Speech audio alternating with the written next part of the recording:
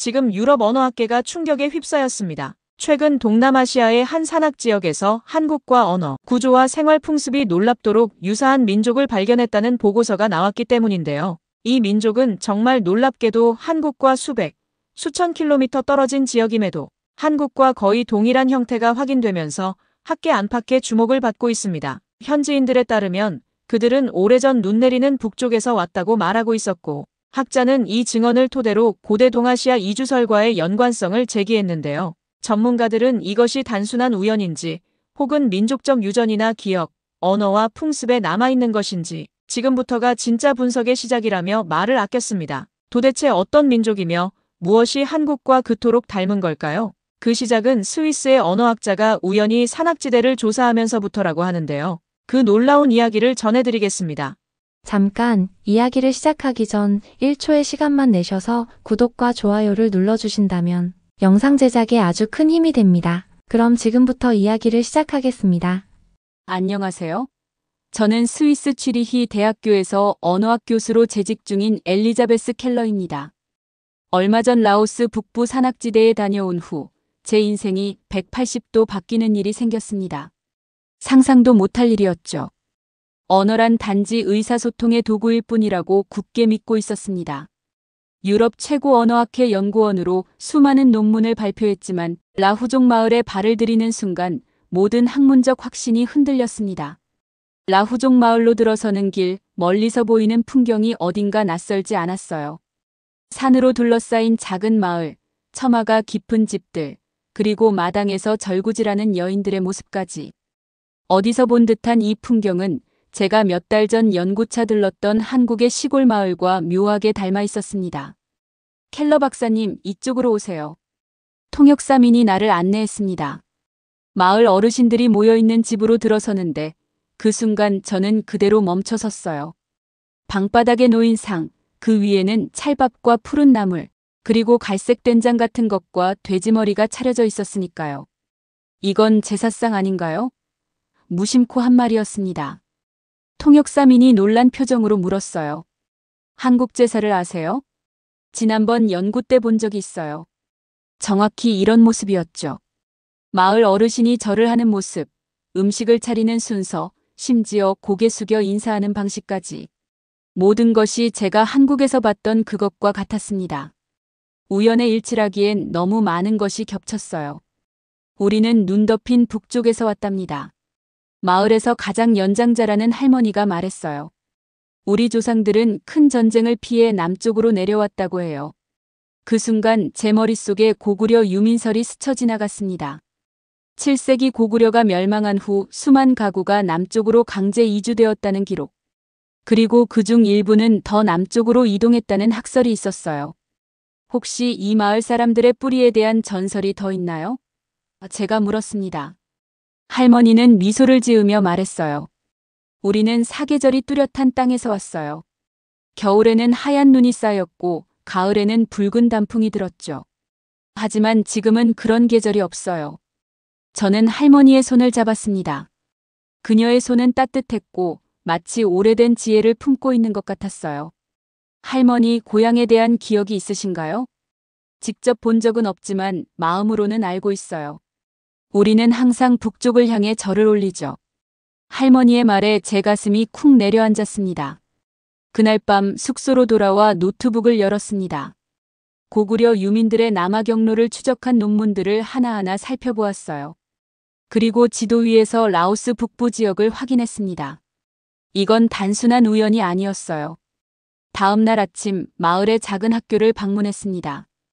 아이들이 뛰어노는 모습을 관찰하기 위해서였죠. 언어학자로서 아이들의 자연스러운 대화는 언어의 본질을 이해하는 데 중요한 단서가 됩니다. 교실 밖에서 아이들이 서로를 부르는 소리가 들렸어요. 마야아, 수파아, 이름 끝을 길게 느리며 부드럽게 불렀습니다. 그 순간 이상한 느낌이 들었어요. 이 말투 어디서 들어본 적이 있었습니다. 이 아이들 이름 부를 때 특이하게 말하네요. 통역사민에게 물었습니다. 여기서는 친한 사람을 부를 때 말끝을 부드럽게 느려서 부른답니다. 정을 담는 방식이죠. 정이라는 단어가 제 귀에 맴돌았습니다. 한국에서 연구할 때 자주 들었던 단어였어요. 번역하기 어려운 깊은 감정을 담은 단어. 문득 제 딸 로즈가 한국 드라마를 보던 모습이 떠올랐습니다. 주인공들이 서로를 부를 때 끝을 살짝 올리며 오빠, 언니 하고 부르던 그 말투와 지금 이 아이들의 말투가 묘하게 닮아 있었어요.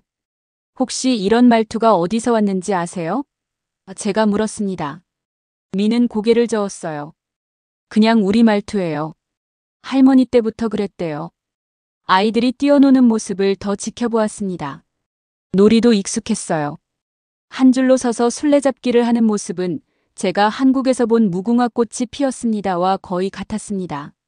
단지 부르는 말만 달랐을 뿐이에요. 점심시간 아이들은 모두 자리에 앉아 음식을 먹기 전에 두 손을 모아 감사 인사를 했습니다. 그 모습마저 한국 아이들과 같았어요. 우리 연구팀이 아이들의 대화를 녹음해도 될까요? 학교 선생님께 물었습니다. 물론이죠. 하지만 왜 그러시는데요? 선생님이 물었어요. 이 말투와 한국어의 말끝 억양을 비교해보고 싶어요. 너무 비슷해서요. 제 대답에 선생님은 관심을 보였습니다. 켈러 박사님, 그 한국이라는 나라가 정말 우리와 이렇게 닮았다고 생각하세요? 선생님은 관심 있는 표정으로 물었어요.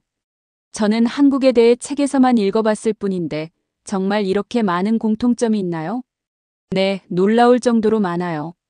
아시아 동북쪽에 있는 나라인데 제가 연구차 방문했을 때 본 문화와 이곳이 너무나 유사해서 경이롭습니다.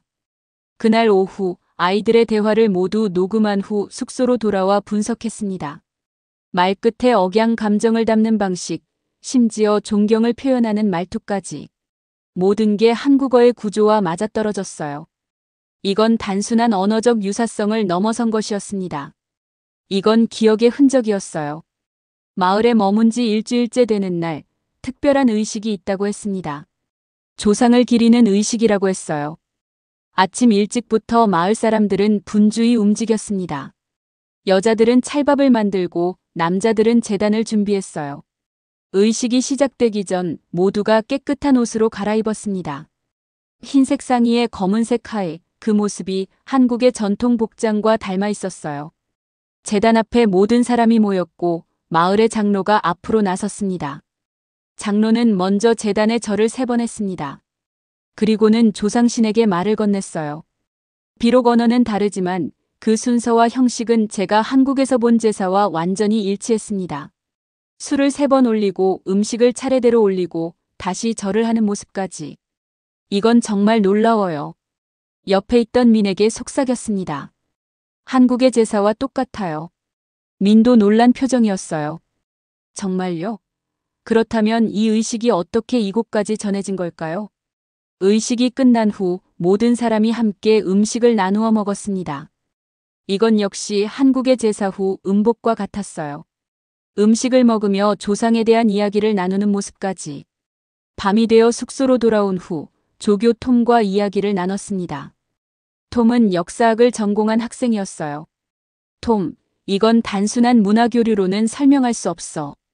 이런 의식은 표면적인 것이 아니라 깊은 믿음과 관련된 거야. 누군가 가르쳐준다고 해서 이렇게 정확하게 전수될 수 없어. 톰은 고개를 끄덕였어요. 맞아요. 이건 영향이 아니라 기억이에요. 집단적 기억 말이죠.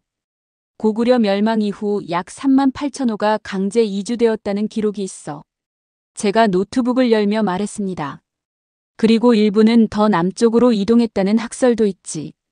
밤늦게까지 자료를 찾아보았습니다. 그리고 한국의 고대 문서 속에서 산남 이주 기록을 발견했어요. 고구려 유민들이 남쪽으로 그리고 더 남쪽으로 이동했다는 기록이었습니다. 그 방향은 정확히 라오스 북부와 일치했어요. 다음 날 마을의 여러 가정을 방문했습니다. 집 구조, 부엌의 위치, 심지어 장독대까지. 모든 것이 한국 전통 가옥의 구조와 비슷했어요. 가정마다 작은 신단이 있었고 그곳에 조상의 위패와 비슷한 것이 모셔져 있었습니다. 한 집에서는 여주인이 직접 만든 된장을 보여주었어요. 이건 우리 전통 음식이에요. 콩을 발효시켜 만들죠. 그녀가 만드는 과정을 설명하는데 그 방법이 한국의 된장 제조법과 거의 같았습니다. 콩을 삶아 메주를 만들고 소금물에 담가 발효시키는 과정까지. 이건 우연이 아니야. 그날 일기에 적었습니다. 이건 역사의 증거야. 라후족은 고구려 유민의 후손일 가능성이 높아. 연구기간이 절반쯤 지났을 때 연구실에서 한국어에 관한 다큐멘터리를 찾아보기 시작했습니다. 라후족의 언어와 한국어의 유사성을 더 깊이 이해하고 싶었거든요. 그리고 우연히 한 장면에서 멈췄습니다. 다큐멘터리 속 한국 어머니가 아이에게 천천히 먹으라고 말하는 장면이었어요. 그 말투, 그 억양이 너무나 감성적이었습니다. 단순히 명령이 아니라 사랑과 걱정이 담긴 말투였어요. 그리고 그 말투는 라후족 어머니가 아이에게 하는 말과 놀랍도록 닮아 있었습니다. 갑자기 제 딸 로즈가 생각났어요. 항상 바쁜 연구 때문에 로즈와는 대화가 부족했습니다. 로즈는 지금 스위스에서 대학을 다니고 있었죠. 충동적으로 로즈에게 전화를 걸었어요. 로즈, 잘 지내니? 제가 물었습니다. 네, 엄마. 연구는 어때요? 로즈의 목소리가 조금 차갑게 느껴졌어요. 흥미로운 발견을 많이 했어. 너도 좋아할 것 같아. 제가 말했습니다. 너 전에 본 한국 드라마 있잖아. 그거 말투 기억나? 로즈의 목소리가 갑자기 밝아졌어요. 네, 언니 오빠 하는 거요? 그거 너무 귀여웠어요. 그래, 바로 그거야. 여기 라후족도 똑같은 말투를 써. 정확히 같은 억양으로. 로즈와 오랜만에 즐거운 대화를 나눴습니다. 한국 드라마, 라후족 이야기, 그리고 제 연구에 대해서요. 로즈와 처음으로 진짜 공감대가 생긴 것 같았습니다. 그날부터 본격적으로 한국어 공부를 시작했어요. 특히 말끝의 억양과 감정 표현에 집중했습니다. 한국어의 요, 조, 스니다 같은 종결어미와 라후족 언어의 말끝을 비교 분석했어요. 놀라운 사실을 발견했습니다. 두 언어의 말끝은 구조적으로 매우 유사했어요. 더 중요한 것은 두 언어 모두 말끝에 감정을 담는다는 점이었습니다. 이건 다른 언어들과는 확연히 다른 특징이었어요. 이건 세계 언어학의 새로운 발견이 될 수 있어. 연구 노트에 적었습니다. 한국어와 라후족 언어는 정서 압축도가 전 세계 언어 중 가장 높아. 라후족 마을에서 더 많은 대화를 녹음했습니다. 특히 친밀한 관계에서 서로를 부르는 방식, 어린아이를 달래는 말투, 슬픔이나 기쁨을 표현하는 방식에 집중했어요. 한 노인이 제게 말했습니다. 우리말은 마음을 전하는 거예요. 단어보다 어떻게 말하느냐가 더 중요하죠. 그 말이 제 가슴에 와닿았어요. 언어학자로서 항상 단어와 문법에 집중했지만 이제는 그 너머에 있는 정서의 언어를 보기 시작했습니다. 정이라는 단어는 번역할 수 없어요. 제가 민에게 말했습니다. 그건 단어가 아니라 관계의 방식인 것 같아요. 라후족 마을에서의 연구를 마치고 취리히로 돌아왔습니다. 연구 자료를 정리하고 논문을 준비하기 위해서였죠. 파리의 한 카페에서 한국계 작가 정미를 만났어요. 정미는 문화 연구를 하는 학자로 제 연구에 관심을 보였습니다. 켈러 박사님, 라후족과 한국의 연관성을 연구하고 계신다고 들었어요. 정미가 말했습니다. 네, 놀라운 유사점이 많아요. 제가 태블릿을 꺼내며 대답했습니다. 특히 언어적 구조와 의식에서요. 정미에게 라후족 마을에서 찍은 사진들을 보여주었어요. 제사의식, 음식, 집 구조 등을 담은 사진이었습니다. 정미의 표정이 점점 놀라움으로 바뀌었어요. 이거 우리 할머니 집이에요. 정미가 한 사진을 가리키며 말했습니다. 장독대가 있는 마당 사진이었어요. 한국의 시골에 계신 할머니 집이랑 같다는 말씀이세요? 제가 물었습니다. 네, 정확히 같아요. 장독대 배치, 항아리 모양, 심지어 마당 구조까지요. 정미의 목소리가 떨렸어요. 이건 우연이 아니에요. 정미에게 라후족 제사 영상을 보여주었습니다. 영상을 보는 내내 정미는 눈물을 참고 있었어요. 이건 우리 가족의 제사와 완전히 같아요. 정미가 말했습니다. 절하는 방식, 음식 차리는 순서, 심지어 조상께 말씀드리는 순서까지요. 정미의 반응은 제 연구에 확신을 주었어요. 외국인인 제가 그리고 한국계인 정미 모두 같은 결론에 도달했으니까요. 이건 단순한 유사성이 아니라 역사적 연결고리였습니다. 정미님, 한국어의 정이라는 개념에 대해 더 자세히 설명해 주실 수 있나요? 제가 물었어요. 정미는 잠시 생각하더니 대답했습니다. 정은 단순한 감정이 아니에요. 그건 관계 속에서 자라나는 깊은 유대감이죠. 오랜 시간 함께하며 쌓이는 것이고요. 라후족에게도 비슷한 개념이 있어요. 제가 말했습니다. 그들은 말끝을 통해 그 감정을 전달해요. 정미와 함께 제 연구 자료를 더 깊이 분석했습니다. 라후족의 언어, 문화 의식을 한국의 것과 비교하며 유사점과 차이점을 정리했어요. 켈러 박사님, 이 연구는 매우 중요해요. 정미가 진지하게 말했습니다. 고구려 유민들의 흔적을 찾는 것은 한국 역사의 퍼즐을 맞추는 일이에요. 파리에서의 국제언어학회 날짜가 다가왔습니다. 3개월 동안의 라후족 연구를 바탕으로 말끝의 정서 전달. 한국어와 라후족 언어의 비교 연구라는 제목의 발표를 준비했어요. 발표장에는 세계 각국에서 온 언어학자들이 모여 있었습니다. 독일, 프랑스, 영국, 미국, 일본, 그리고 한국에서도 여러 학자들이 왔어요. 제가 단상에 섰을 때 모두의 시선이 집중되었습니다. 오늘 제가 발표할 내용은 언어의 본질에 대한 우리의 이해를 바꿀 수도 있습니다. 제 목소리가 떨렸어요. 언어는 단순한 의사소통의 도구가 아닙니다. 언어는 정서 전달의 체계입니다. 슬라이드를 넘기며 라후족과 한국의 언어적 유사성에 대해 설명했습니다. 특히 말끝에 감정을 담는 방식, 억양의 흐름, 그리고 정서적 표현의 풍부함까지 상세히 분석했어요. 한국어의 말끝은 단순히 문장을 끝맺는 것이 아닙니다. 그것은 관계를 조율하고 감정을 전달하고 사회적 위치를 확인하는 복합적인 신호입니다. 제가 열정적으로 말했어요. 그리고 놀랍게도 라오스 북부의 라후족 언어에서도 정확히 같은 특징이 발견됩니다. 청중들 사이에서 웅성거림이 들렸습니다. 특히 한국에서 온 학자들의 표정이 놀라움으로 가득 찼어요. 고구려 유민설에 대한 역사적 배경, 라후족의 의식과 문화적 관습, 그리고 언어적 증거까지 모두 제시했습니다. 결정적으로 두 언어의 말끝 억양을 비교한 음성 파일을 플레이했어요. 한국어의 괜찮아요와 라후족 언어의 비슷한 표현을 나란히 들려주었습니다. 들으셨듯이 두 언어의 정서적 곡선은 거의 일치합니다. 발표를 마치며 결론을 내렸습니다. 언어는 도구가 아닙니다. 언어는 감정 전달 체계입니다. 그리고 한국어와 라후족 언어는 정이라는 깊은 감정을 말끝에 담아 전달하는 특별한 능력을 공유하고 있습니다. 앞으로의 언어학 연구에서 정이라는 개념을 학술어로 제안하고자 합니다. 발표가 끝나자 큰 박수가 터져나왔습니다. 질문 시간에는 수많은 손이 올라갔어요. 특히 한국에서 온 학자들의 질문이 많았습니다. 켈러 박사님, 이 연구는 한국 역사의 새로운 통찰을 제공할 수 있습니다. 한 한국 학자가 말했어요. 고구려 유민의 흔적을 이렇게 멀리에서 발견하다니 놀랍습니다. 발표 후 여러 언론사에서 인터뷰 요청이 쏟아졌습니다. 학회장을 나서는데 사람들이 저를 둘러싸고 질문을 쏟아냈어요. 가장 인상적이었던 것은 한 한국 교수님의 말이었습니다.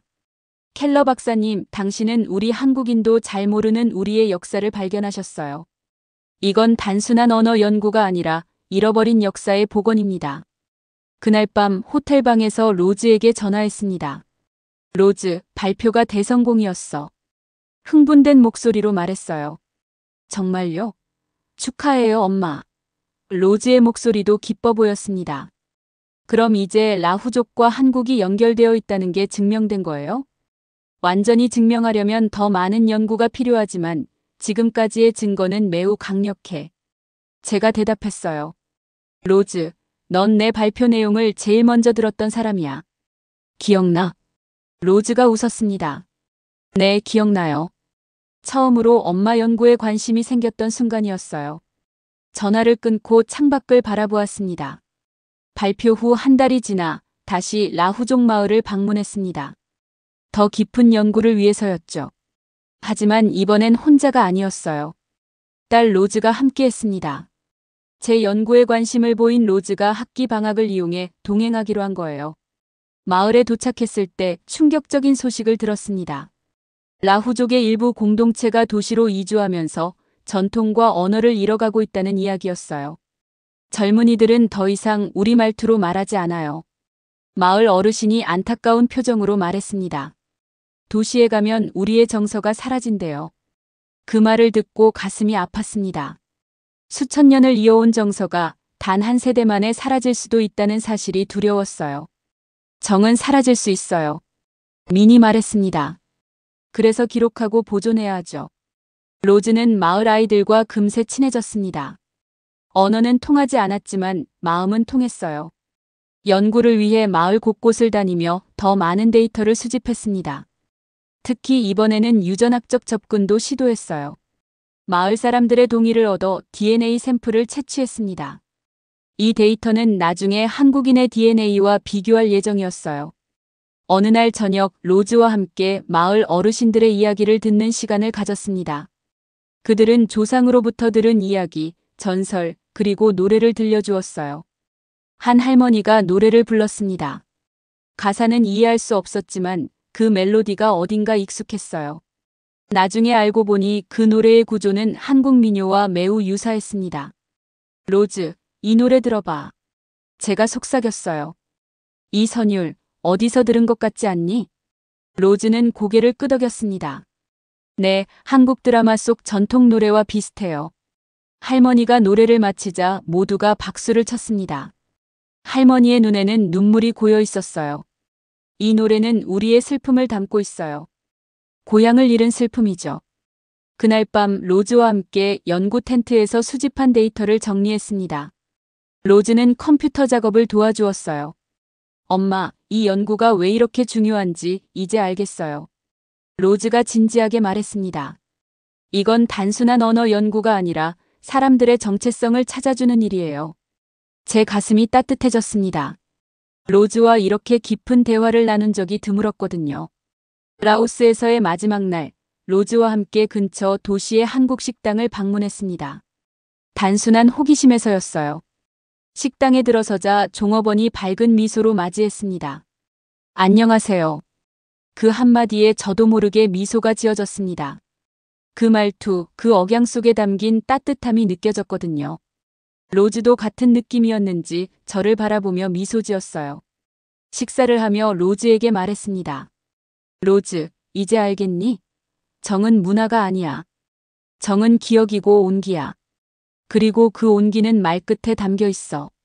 스위스로 돌아온 지 한 달 후, 마침내 논문 제목을 확정했습니다. 말끝의 민족, 정서와 언어의 교차점에서 6개월간의 연구, 수천 개의 음성 데이터, 그리고 수많은 문화적 증거들이 이 논문에 담겼어요. 연구실에서 밤늦게까지 논문의 마지막 부분을 다듬고 있을 때 로즈가 찾아왔습니다. 대학 수업을 마치고 온 모양이었어요. 엄마, 아직 이래요? 로즈가 물었습니다. 응, 거의 다 끝났어. 제가 대답했어요. 이 논문이 발표되면 언어학계에 큰 반향을 일으킬 거야. 로즈는 제 옆에 앉아 논문을 훑어보았습니다. 특히 라후족과 한국의 언어적 유사성을 분석한 부분에 관심을 보였어요.